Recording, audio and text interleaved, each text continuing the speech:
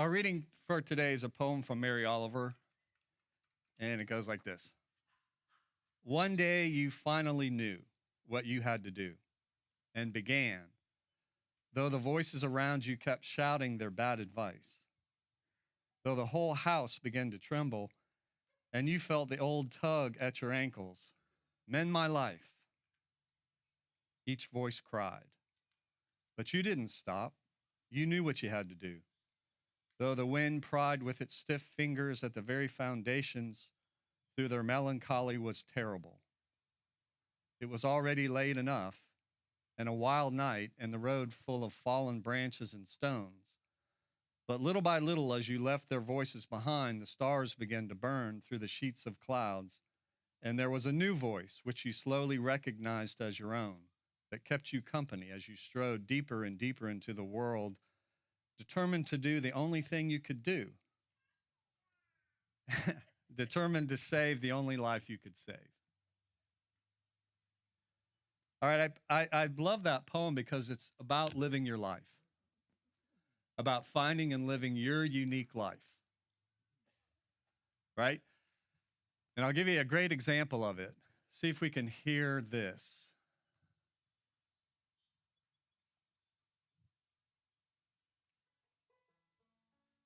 Not that.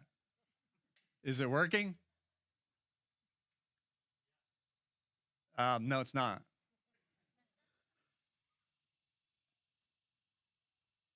Okay, skip it, forget it. Okay, so there's this 11-year-old boy who lives in Oklahoma, and he goes to the intermediate school of his town. And this boy is both autistic and he's got Tourette's syndrome. So he's in special ed, right?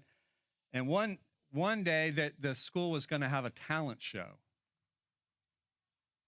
And he wanted to do the talent show.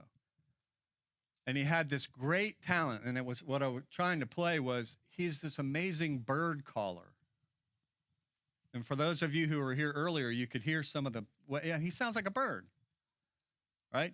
So he wanted to go on stage in a middle school and do bird calling.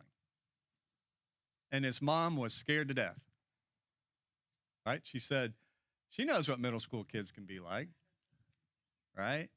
So she was so worried, but she and his teacher got together and they thought it was going to be a good idea, so they took a chance.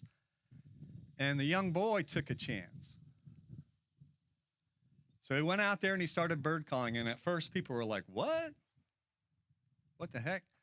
But the more he did it, the more people just kind of got quiet and got into it. And when he finished, the whole school just erupted in applause. And then this was on CBS Morning, and so they interviewed some of the kids who were there, and they said, one of the little girls said, I didn't see one kid in our school who wasn't clapping for him. Because we all knew how brave that was.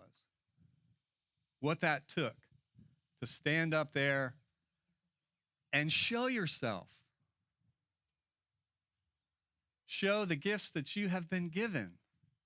Because you never know how people are going to take those gifts, right? You never know if people will accept them or not. But the poem points to, and what the story I'm trying to get at points to, is do it anyway. Live your life.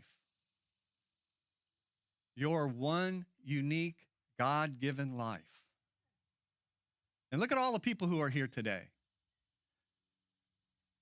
What God needs is for each of us to live our life, your life, my life, not to copy each other. We don't need imitations. We need the real thing.